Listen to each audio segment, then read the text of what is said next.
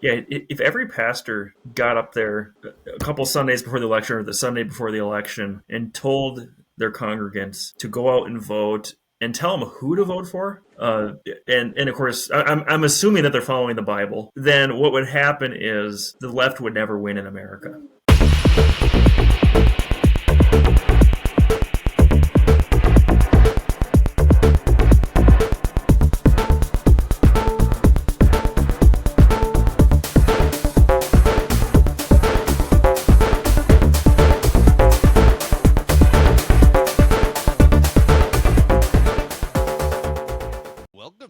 Tearing down high places. My name's Average Joe. Got all the pastors in here today. Pastor Jeff, Pastor Tim, and our special guest host, Pastor Seth Brickley, coming to us from Wisconsin.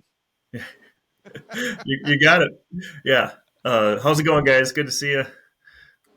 Good to see you. Always good to see you, Seth. Welcome to the show. Yeah, thank you.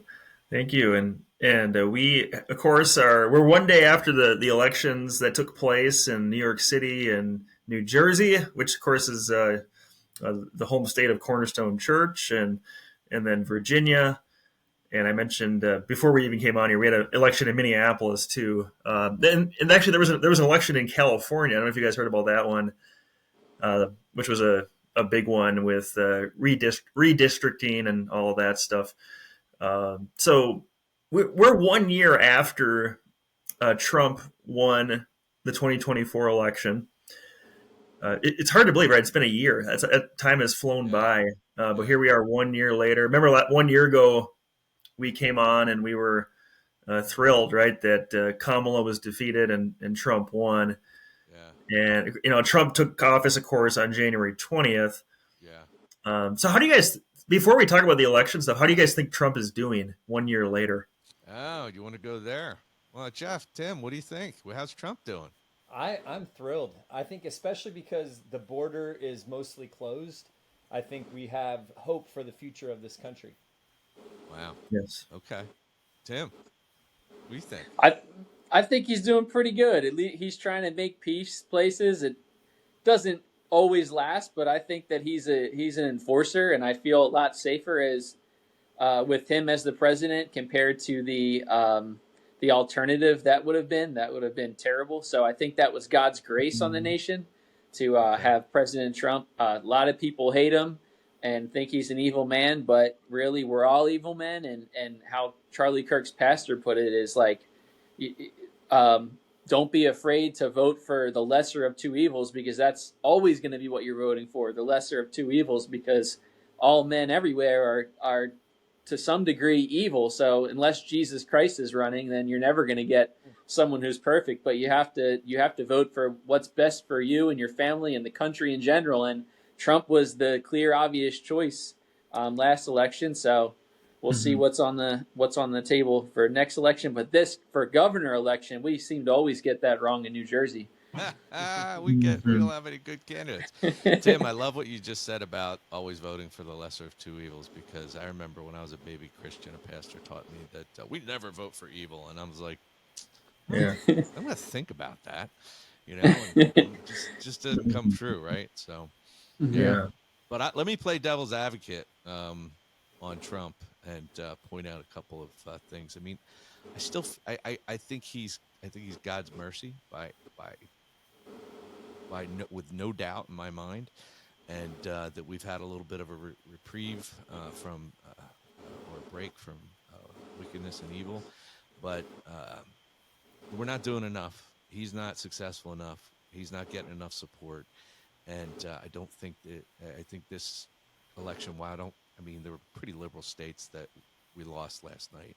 So I'm not too worried about that from a national perspective. I don't think we're doing enough, and I don't think Trump's doing enough, and I don't think he has enough conviction from a Christian moral standpoint, because if he is a Christian, he's a baby Christian, right? So I'd say there's a lot to talk about there.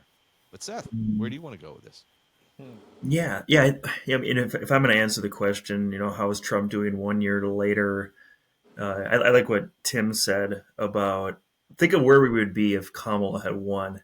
Oh, yeah. I mean, the Tearing Down the High Places podcast might not even be, because we might have been shut down by now.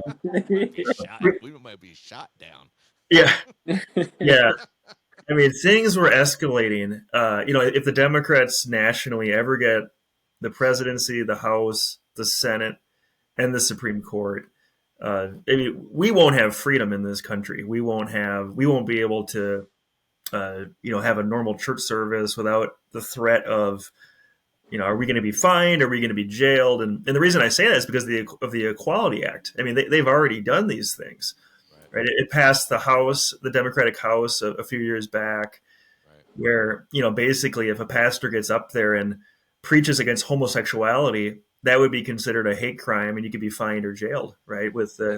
And that happened with the less radical Democrats. Yesterday, Yeah. 65% of the New York voters apparently were under age 35. Those Wow. are some serious radicals coming up.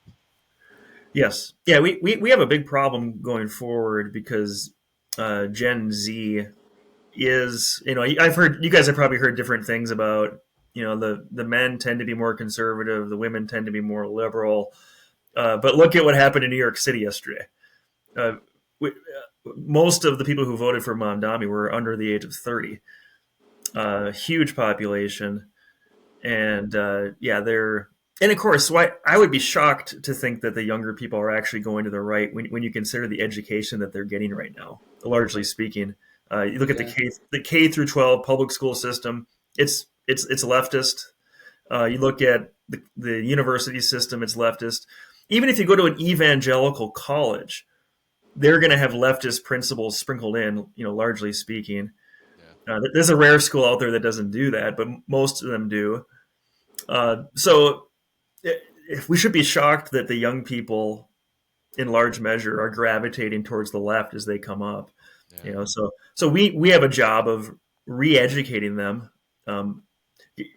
ridding them of the indoctrination that they've received. And I think that's where pastors come in and we say, you may have learned this, but this is wrong, and this is what you need to understand. So the church has a big responsibility in the future of this country, just to re-educate people, or even educate them for the first time about what is right, what is good, what is beautiful.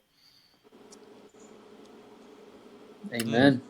Amen. Well, what do you think about the individual races? You want to go into the individual races and talk about how bad it is, or how, or what opportunities there are? Yeah. So let's start with New Jersey. You guys know New Jersey. That's your home state. What happened? What went wrong? What a way to say it. Now, Trump was close, right? He lost by 6 points 1 year ago. And your guy, what's his? I have a hard time saying his name. How do you say his name? There we go. Yeah, well done, Joe. He wasn't the best. I don't believe he was the best guy for the race there. And Jeff, you would probably agree, right? He wasn't the best guy. He didn't appeal to everyone he needed to appeal to, and he was soft on a lot of things. And I would have rather seen that other guy, Bill, out of the two of them, be the candidate to vote for. But I don't even think it was close. Like, Trump was a little bit close, but he was far away from winning against Mikey. So I'm so glad you said that, Tim, because I was like, oh, I hope, because I saw you guys at the rallies, and then I'm watching you at the rallies. You think, hey, well, at that Jeff, point, you went to a rally yesterday, didn't you? I did. It was Turning Point USA. All right. Oh, did you? Here's my thoughts on it. The Democrats in New Jersey have a 850,000 vote lead in terms of registrations at the outset. So for Trump to narrow it to like a 5 or 6% gap was all about turnout. It was the fact that he appealed to the base, and he brought them out, and he attracted some of the middle. But just at the base of like where things stand in New Jersey, we are outnumbered badly. So it's not like it's, 50-50 and it could break either way. It's pretty much a mirror of what you saw in this election. So you have Ciattarelli getting 42% and Mikey Sherrill getting 56%. All that means is that those were two moderates that basically get about what was expected. We didn't have a great candidate on the right that rallied all of us, to go all in for him. And the left didn't really have that either. I thought that the attack ads were sort of like just meh. Like Jack Ciattarelli he's spooky. He's going to raise your taxes. And Ciattarelli barely laid a glove on Mikey Sherrill because there's not that much difference between them. They're both moderates, on the right and on the left. So all it was just a basic snapshot of where New Jersey is today. So the way I look at it is that we have a lot of work to do. We've got to, first of all, win people to Christ and disciple them. I think it would help to register them as Republicans so that now we have a base that's somewhat comparable to what the Democrats have, so that if we get a good candidate, then they can move the needle and hopefully get us some wins in coming years. Yeah. Jeff, do you think the Republicans didn't show up because he was a moderate? Well, I mean, I think a part of our side did not show up for that reason. Yeah, I wasn't motivated throughout this election season the way I was for Trump. Going out all the time. I just didn't like his abortion stance. Like his Ciattarelli basically was maybe like a fetal heartbeat kind of guy, but that's so compromised over the life of those babies before their heartbeat forms. Yeah. So it's hard for me to be enthusiastic for somebody who doesn't have a consistent biblical pro-life ethic. That's well said. That's well said. I'm really glad that you guys saw that. I didn't want to. We had this, when we had the Turning Point guy on a couple episodes ago. I didn't want to say anything negative because at that point, you really do have to get behind the guy standing up against evil, and that was Ciattarelli. So, and you want to accentuate his positives, and you want to try and encourage people like this is going to be better. This is better for us, but certainly wasn't the best. Right. Yeah, and I think you have to be wise as a serpent, innocent as a dove. So I never said word one against Jack Ciattarelli while he's running because he's trying to resist this wicked woman who's now our governor. So he would have been, 1,000 times better than she will be. So you have to be wise about when to say things and what to say. And I pledge not to say a bad thing about Ciattarelli until the next primary. If he tries to go for four terms, 4 tries.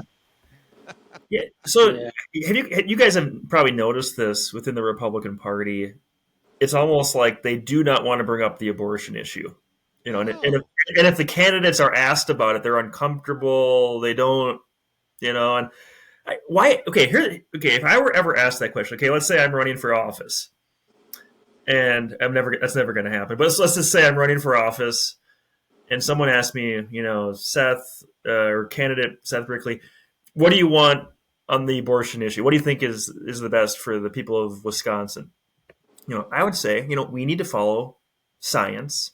And we need to follow the Bible, because both of them agree that life begins at conception, right? You can look at the scientific side, you can look at the biblical side, and what I would say is, if they're going to pin me or any other conservative as a radical on that issue, all we need to do is say that side believes that after the botched abortion, that baby's life can be ended.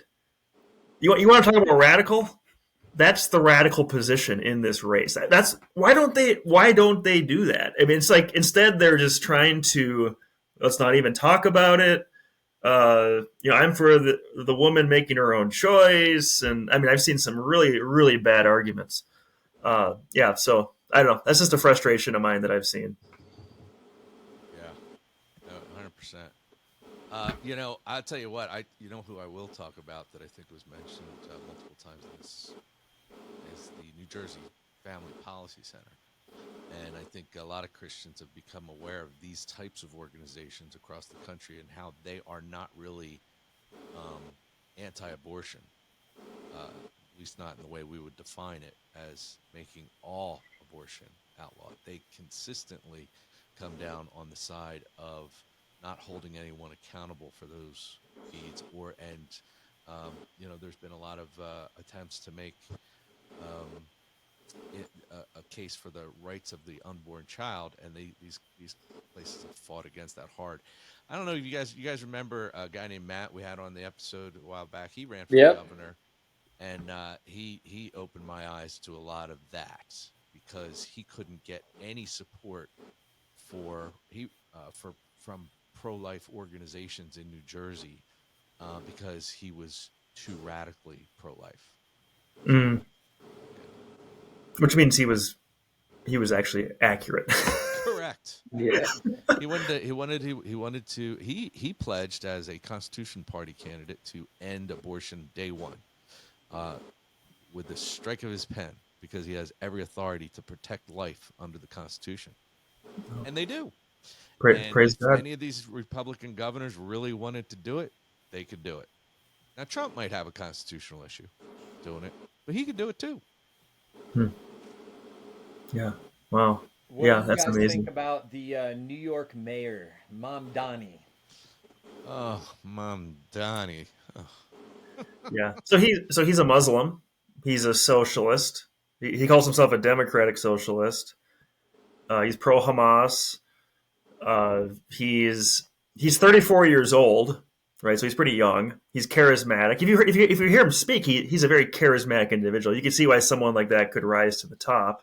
He majored in African studies, and Oh, did he really? that's the completion of Yeah. his education. I know that when he was in college, he told his mom that he hates America, doesn't consider himself an American. Which don't you think that would if you're going to run for office in America, you'd think that love for your country would be right at the top of the list of qualifications. Just a but little bit.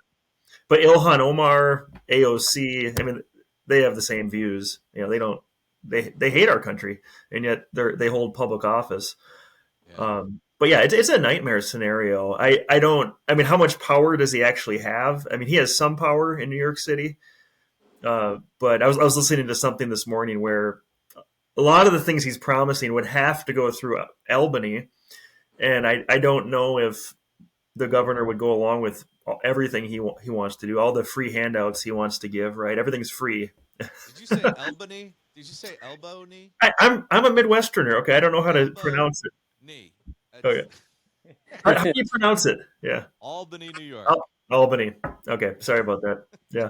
So here's my take, and it goes just hand in hand with what you're saying, Seth. There's a big difference between rhetoric to get elected and actual skill to get things done. Mm. And it very much remains to be seen whether he will change much of anything. Because most of the time, guys like this don't.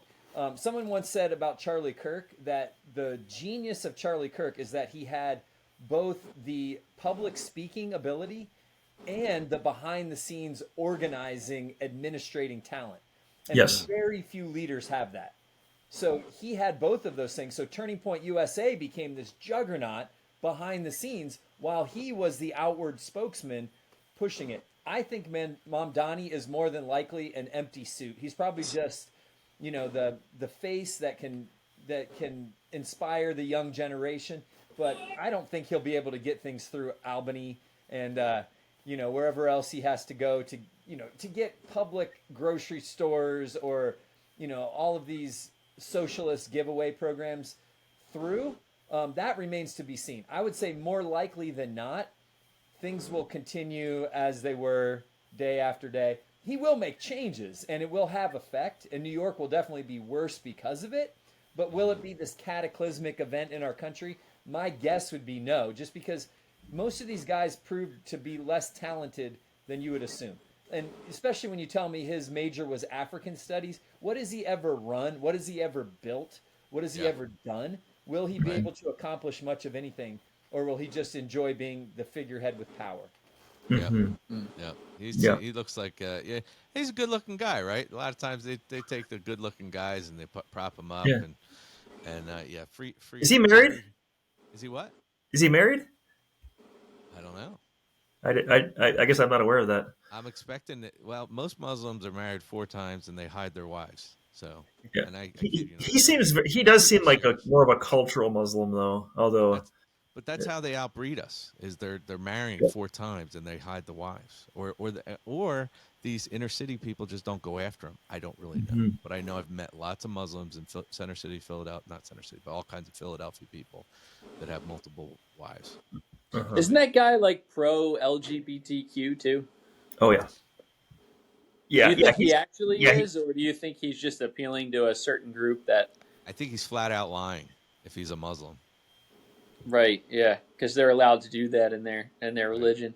But you know right. what's crazy to think about is because I got eschatology on my mind because Jeff was just teaching eschatology at our Wednesday noon study, Yeah. and I'm thinking about how God has a lot of grace on the world right now because the Holy Spirit is here restraining so much evil and so Mm. much even of our thinking. Like I think of myself, if I had not become a born again Christian, I probably would have been like either just completely blind to what's going on in the world or following blindly someone who's also blind. So it's really amazing. But I think about once the church is raptured and the church is gone, they're really for everything to turn to chaos and for things to get really bad. It's almost as if God doesn't really have to do anything. He just like we're really stupid without the Lord. So like you see New York City as like an example. How could they even vote for someone like that? Like in my mind, like that is so dumb and so stupid and so evil. But think about the whole world operating like that once Christians are gone, because Christians are the only people holding things like that back and helping people. So that's my mind and thinking about, wow, this is how bad can it really get? It's really, really bad. mhm. Yeah, yeah. And New York City is often seen as kind of like the capital of the world. I mean, Yeah. it's the largest city in the most powerful and most renowned nation on earth, the United States of America. And this is who they elected. You know, it's like Babylon, right? Sodom and Gomorrah. I mean, think about the historical places that are just where there's just utter evil that takes place. And yeah, so maybe it shouldn't shock us, right, that they didn't vote for a Bible believing politician yesterday. 12% of New York City is what, guys?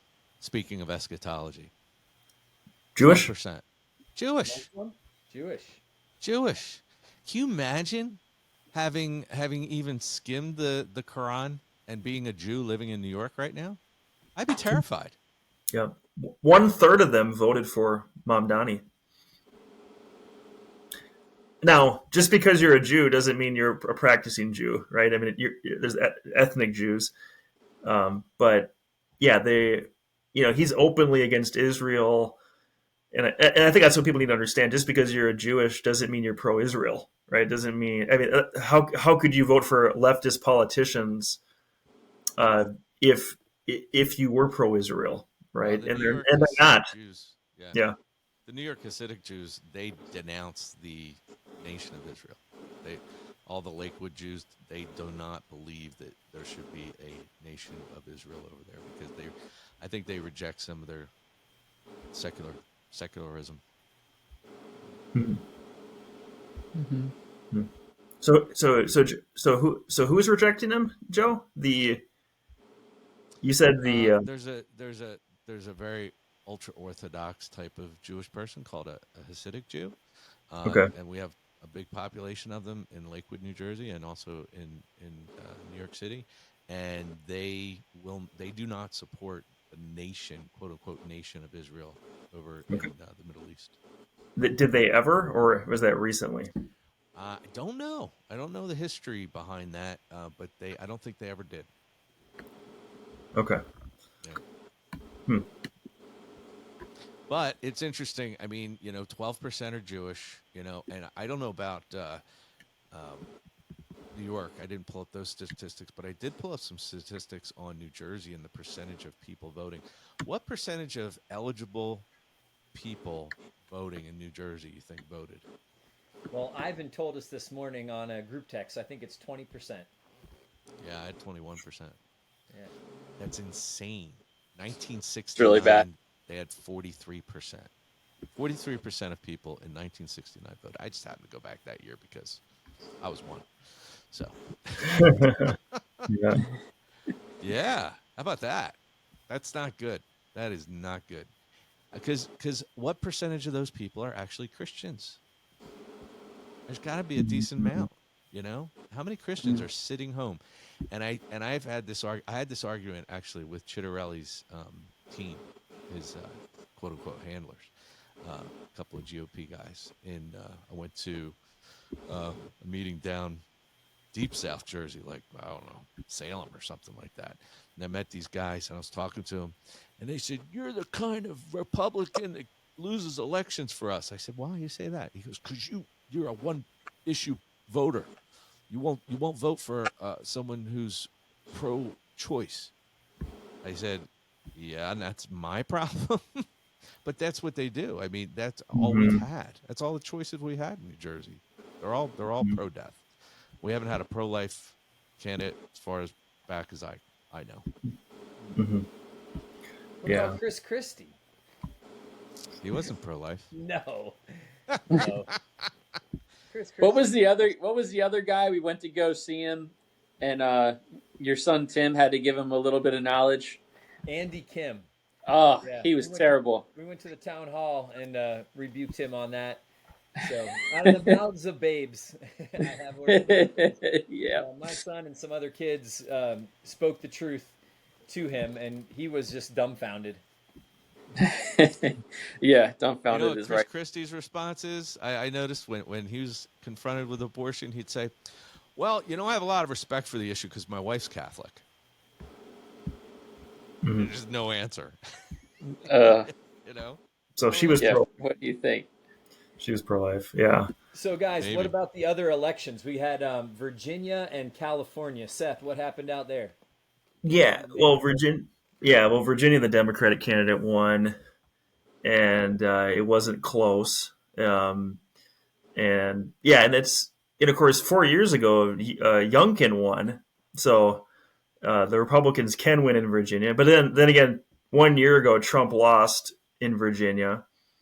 But it was pretty close though, where the gap this year was wider there. Yeah. So, but the problem in Virginia is what's the problem? Washington D.C. Yeah, it's DC's expansion, the expansion of DC, and all the the more corruption we got, the more people we got living next to the corruption, because everybody wants a little piece of the corruption. Yeah. Well, speaking of corruption, isn't the Attorney General, Jay Jones, the same guy who put out tweets or some kind of instant message about assassination, that some Republicans needed to be assassinated? And yet Virginia just elected him knowing that scandal broke, and they still elected him. Yes. Yeah, he threatened not only the Republican leader of the House in Virginia, but also the children of that person. Yeah, so that shows you, people just have no moral compass whatsoever. We've got two choices: repentance or blood. The only way this gets fixed. Yeah, even a little bit, right? Yeah, that's right. Yeah, repentance. Yeah.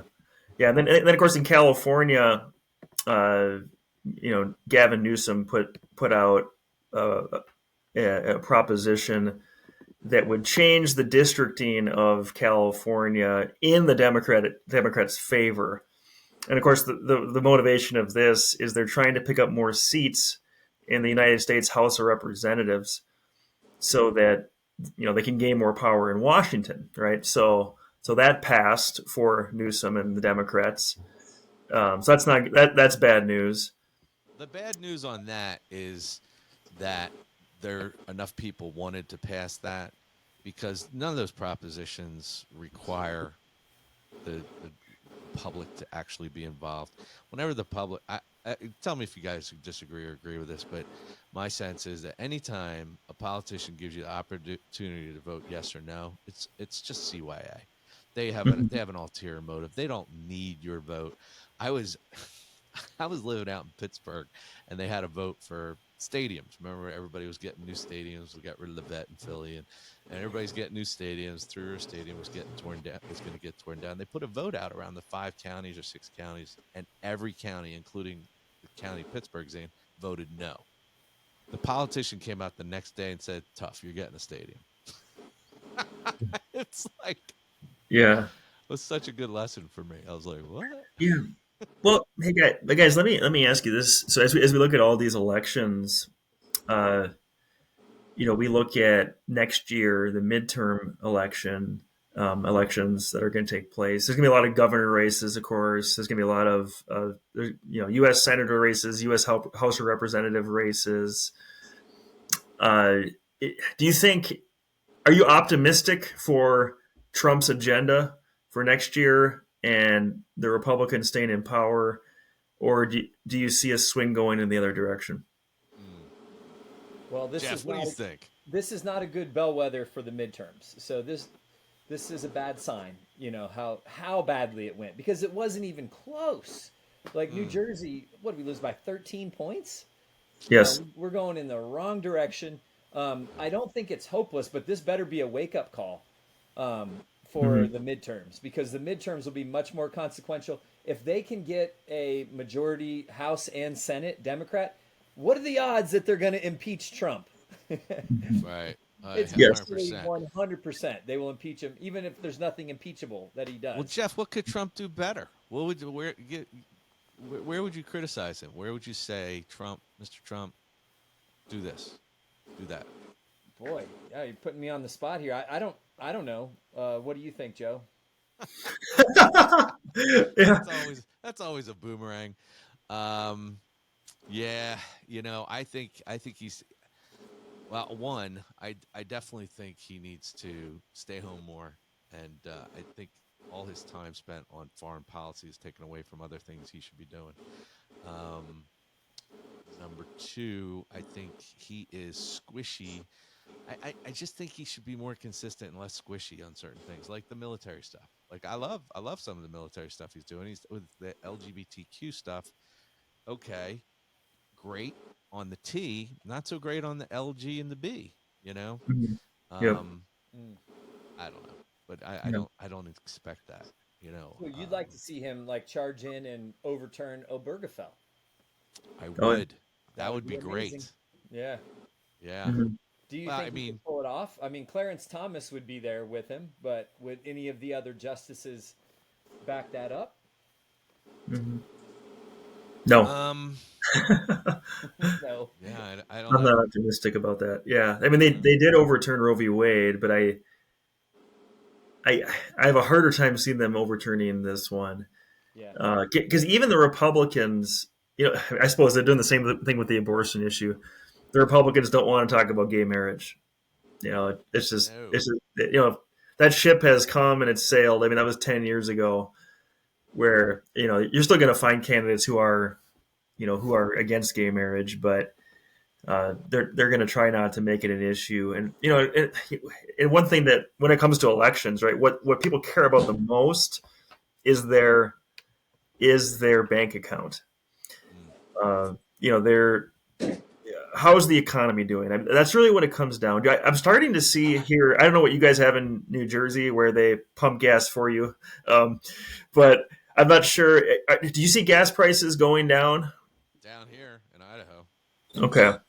We're down Yeah, 20. I think gas prices are going to be huge in the 2026 election.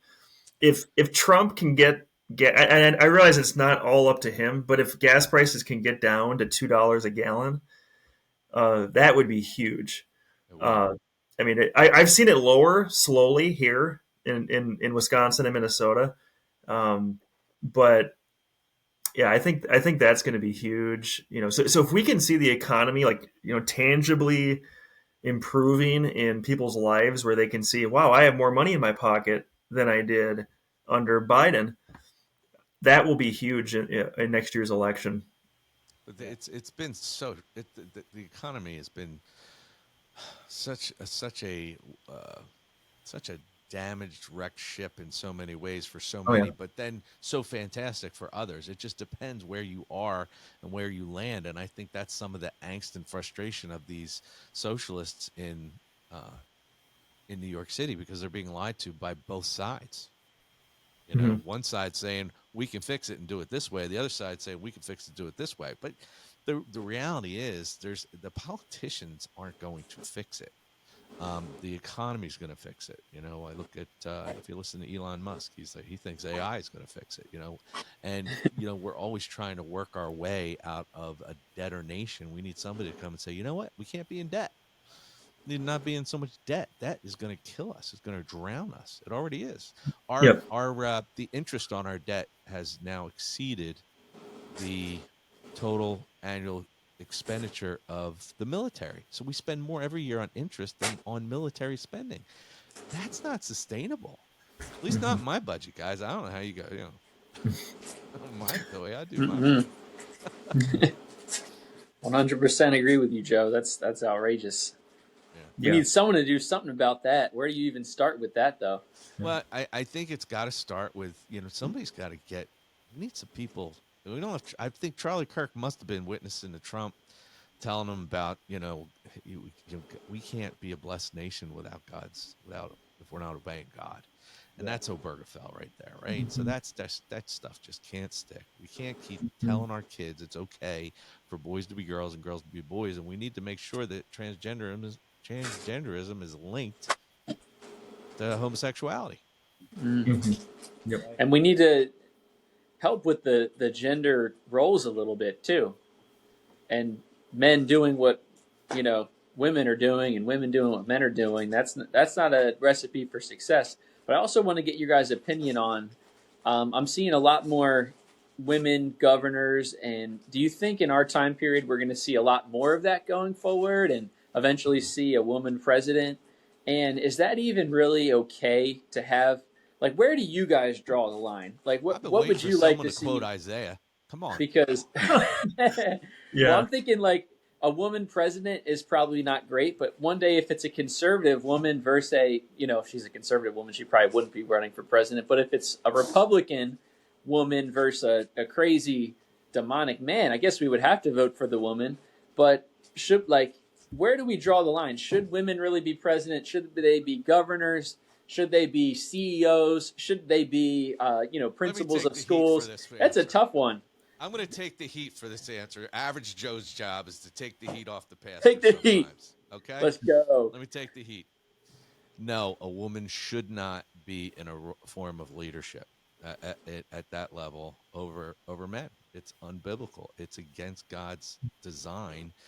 And really, men need to be protectors. We're not going to build up motherhood and have better mothers and great mothers.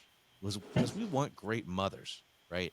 Mm-hmm. They need to practice their skill as much as any other chief executive in any other position has to do it. It's not, you got to be good on the practice field before you get onto the main stage, and so we're not going to have that. You know what's cool about my wife? She doesn't even think women should vote.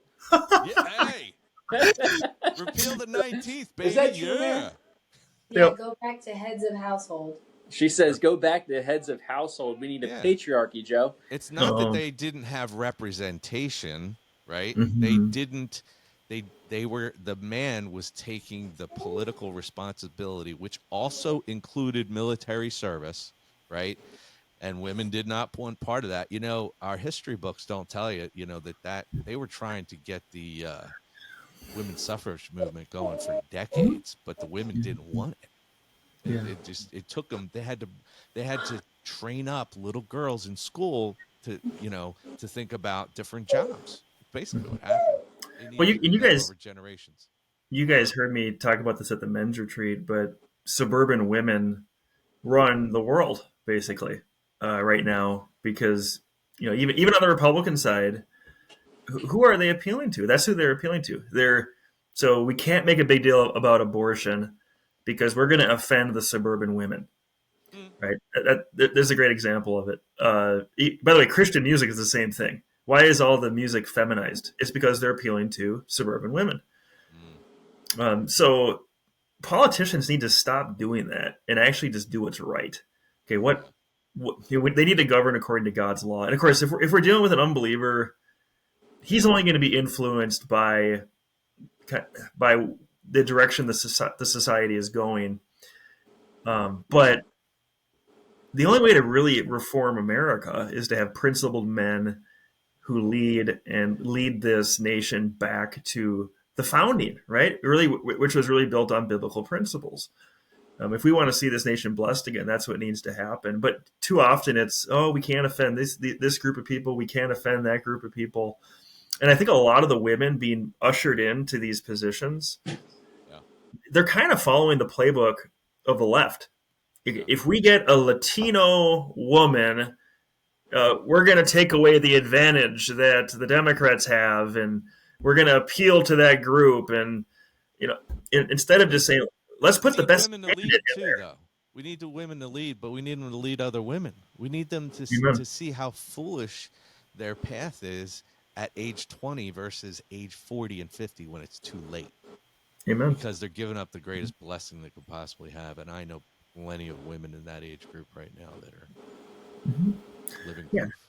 And women are missing out on the great blessing that awaits them, right? And each of our wives understands this, that we, when they focus on the children, when they focus on the home, when they focus on serving their husband, they're happy, they flourish, and it's a crazy idea, right? I mean, it's God's design, of course. That's why they're happy. So you see all these other women out there. They're chasing things that God never intended for them, and they're actually missing out. I mean, how often is that shared to women? You don't want a woman on perimenopause with the trigger on the nukes. That's just no good. This is the most politically incorrect podcast. Any of us ran for future office, this clip would be taken and used against us. But thankfully, get me a seat in Idaho, though.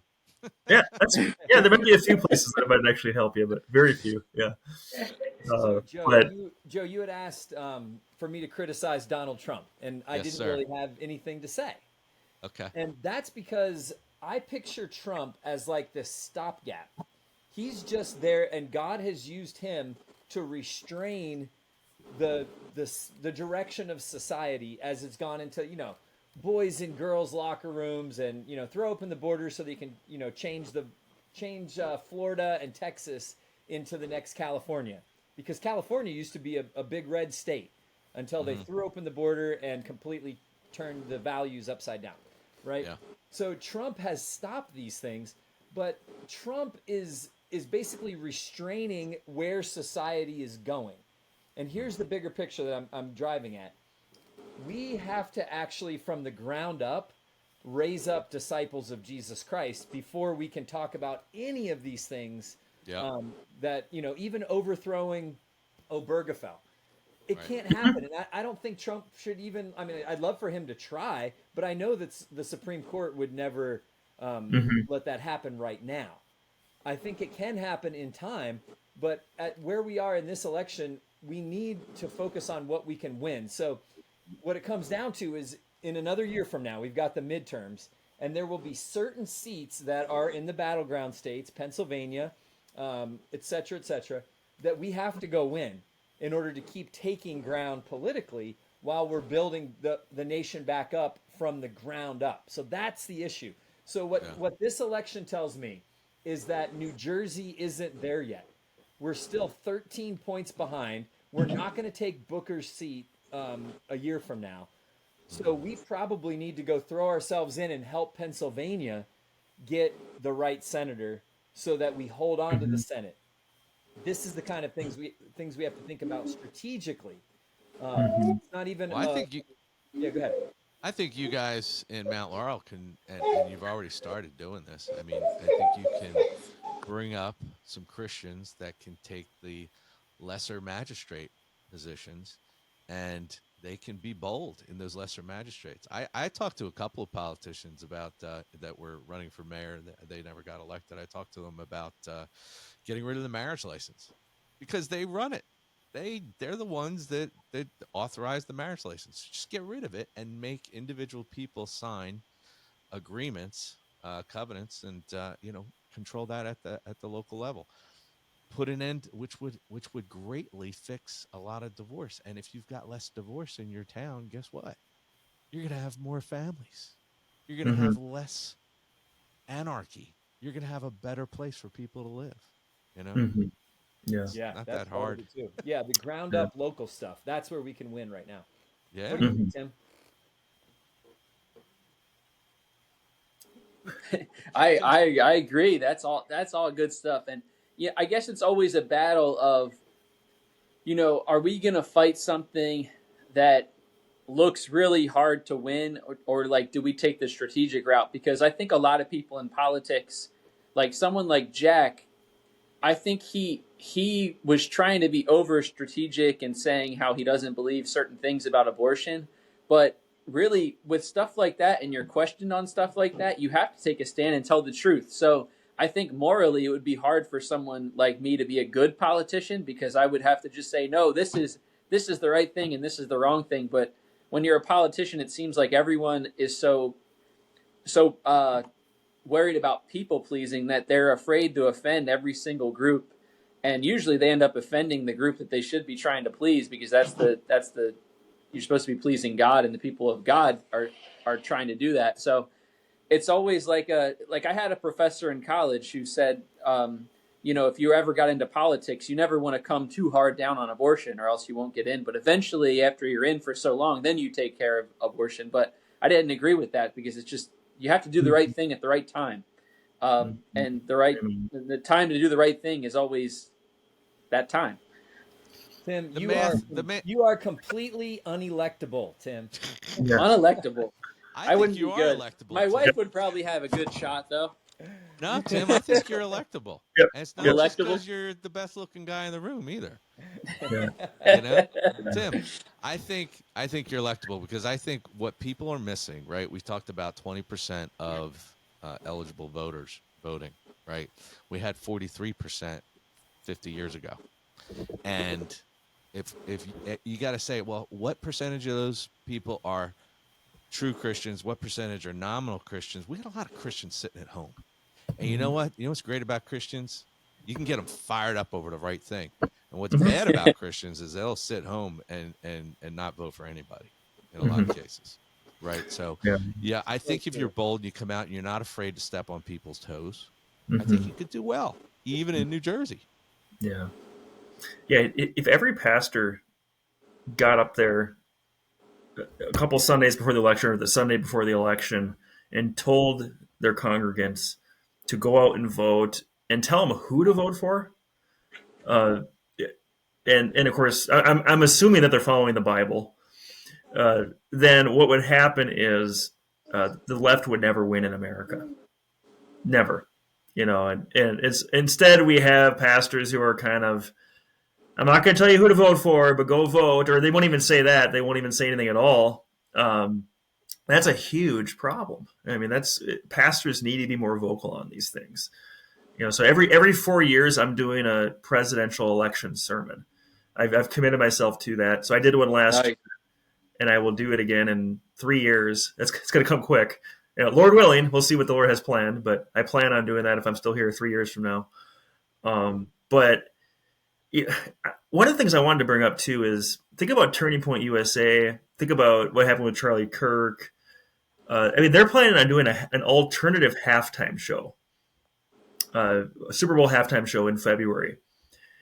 It seems to me that there is something happening spiritually, since Charlie Kirk's death, and I see this politically as an opportunity to go further to the right and just say, we're just going to do it. We don't care. We're not going to care about suburban women. We're just going to do what's right. And we're going to trust that maybe the Lord is doing a revival in our country. And maybe instead of having 40% of evangelicals turning out, maybe we'll get 70% turn out in future elections, where we say, yes, gay marriage is wrong. Yes, abortion at any stage is wrong. Can we get a commercial? Is wrong when we borrow money, so on and so forth. Yeah, sorry, go ahead, Tim. I was going to say, can we get a commercial that says, like, if you're a born again Christian, can you vote for this candidate? And if you're calling yourself a Christian and you're voting Democrat, can you please stop calling yourself a Christian? Something like that, where it just calls people out and then it gets people thinking, and maybe they would do the right thing. Why are we so afraid to just say something like that? Well, I'm Yeah, going to tell you what, out west, the Mormons are buying ads on social media like crazy. yeah, We might yeah, want to do that. yeah. There were certain things like Charlie Kirk. I wish he would have taken some more stands on some things. But one area where he did take a very strong stand was he says you cannot be a Christian and vote Democrat. And his motivation in starting the faith chapter for Turning Point USA was to get rid of wokeism out of the church. Yeah. Right? That's something we can all say a loud amen to. Yeah. So if that type of Christianity is increasing, and after Charlie Kirk's death, my encouragement to Republican politicians is recognize that, and my encouragement is to Christians is get more involved so we can move the needle to the right instead of having to put up lousy moderate Republican candidates who really stand for very little, and it doesn't excite anybody. Yeah. Yep. So, the Republicans, too, and the Democrats, they both go out and they target certain homes when they're door knocking and handing out flyers. And they only go to those registered in their party because that's who they want to come out and vote. There is 80% of the New Jersey population not voting. Man, that's a lot of people. That's a lot. And why are they not voting? It sounds like they either have no hope or they've got a moral objection. It's going to be one or the other, right? Mm-hmm. Was it 80% in New York City or 80% in New Jersey who didn't vote? 80% of the people who are eligible to vote in New Jersey don't vote or didn't Really? vote in this election. But it's that number has doubled in 50 years. Really? Yeah. Yeah, because in the Midwest, people there's a higher percentage that vote. That's interesting. You got a higher percentage of Christians too, right? Yeah, probably. I mean, it's not the Bible Belt, but You're more rural though. yeah, I mean, they're like you have Illinois, which is although that you have Chicago, but yeah, but yeah, like a lot of places in the Midwest, like the Dakotas, very conservative, for example. Iowa, very very conservative. Wisconsin's kind of in the middle. Of course, Minnesota has gone far to the left, but yeah, I would say generally speaking, there still is a Christian influence in the Midwest, but yeah, it's not like the South though. Also, if chaos, right? Yeah. If you're a Christian, you shouldn't be afraid to tell people who you voted for and tell people who to vote for and who you're going to vote for. Because Amen. I think there's a lot of people that are so afraid to be like, oh, well, that's private. Don't say anything to anybody about anything. And it's like, well, isn't this a big deal? Why does this have to be something quiet and private? It's like the gospel. They try to shut down really important things and not talk about things that need to be talked about. Mm-hmm. And sure, like maybe you want to be careful what you're saying around certain people for certain reasons, but something like that, like I have some friends who I told who I was voting for, and they got a little bit offended, and they're sending pictures of like I voted today. It's like cool you voted, but who did you vote for? If you're going to share so proudly that you voted, can you let me know? I got to tell you, I think Cornerstone Church is grabbing up all the radicals in South Jersey that are not afraid to talk politics. I've noticed a few that I haven't had the pleasure of meeting yet, but in person. But like the Hazeltons, I guess they're pretty loud. I guess they're new members, or I didn't know that they're loud, but we're certainly glad that they're coming. Yeah, no, I mean they're yes, Stephanie, her husband, on Facebook talking about the election, and I connected the dots, and but you know how you have North Dakota and South Dakota and North Carolina and South Carolina. How about we have North New Jersey and South New Jersey, and then you'll be red. Yeah, that'd be nice. Because South Jersey would be red, right? except for Camden and Atlantic City. And Do you think it would go red? I think it might barely go red. What do you think, Jeff? Yeah, so you have the I-95 corridor right from Camden through Burlington County. Burlington, our county, is still tilts to the left. Okay. So that's our job. We got to switch that over. Oh, yeah. Yeah. Ugh. Yep. Ugh. Yep. So The county is near the shore, though, in South Jersey, like Atlantic County and all those. They seem to be red, right? Red. Yeah. Yeah. So basically just follow I-95 right through New Jersey, from Camden through Newark and all the way up into New York. That's the blue district. Okay. Yeah, in the suburbs of New York City. And if you want to keep it that way, you've got to outlaw Giant fans because they keep coming south for the lower taxes, and they all commute to New York, and I don't know how they do it, man. I couldn't imagine going to New York from Mount Laurel. Ugh. Yeah. People do it. It's a long haul. Hey, I wanted to tell you though a couple of things about the church. So, you were talking about going to a third service. I've got some people voting for a Saturday service. They said they'll come to that. And if you're thinking about doing a third service, and then I also had a question. I don't know from another listener. I thought since we're really over time, this would be a good time to do this. I had a question from a listener about the comments you made about a young man in Kensington who was contemplating suicide, and or he asked you a question, and you mean if I killed myself, if I shot myself? Oh yeah. Jesus would would bring me back to life, and I think that person mistakenly thought you were encouraging the guy to go ahead and do it. And I don't think No, that's such a twisting. It's such a twisting of the conversation. It was an 8-year-old boy who said, "If I got shot in the head, right. could Jesus bring me back to life?" Yeah. There was nobody contemplating suicide. He was afraid for his life because he lived in Kensington. So yeah, I thought that was that's the fake correction. news, Absolutely. Joe. Fake news. Fake news. Well, it was from one of our listeners, so I'm like, okay, I'll let Pastor know, and so there you go. That's it. Well, guys, we had a really good episode today. I mean, guys, got any closing thoughts before we cut off? No, just that we have to get back on the streets and win people to Christ, because we've got to build from the ground up. That's our only hope over the years, because this was a good indication that we haven't taken enough ground yet. We got to get to the highways and byways, and it looks like we got to somehow get to that I-95 corridor. Yeah. Amen. Yeah, I think New Jersey, New York City, and the Beltway. Not really that big a deal. Oh, we didn't talk about your guy in Minnetonka, Seth. Oh yeah, yeah. Well, yeah, they were that guy. He's kind of the alien-looking guy. What's his name? Yeah. There's a large Somali population in Minneapolis, and the candidate is Somalian, Omar Fat. I think it's Fateh, and they call him the Mamdani of the Midwest. Does he fast a lot? Can we get him a sandwich or something?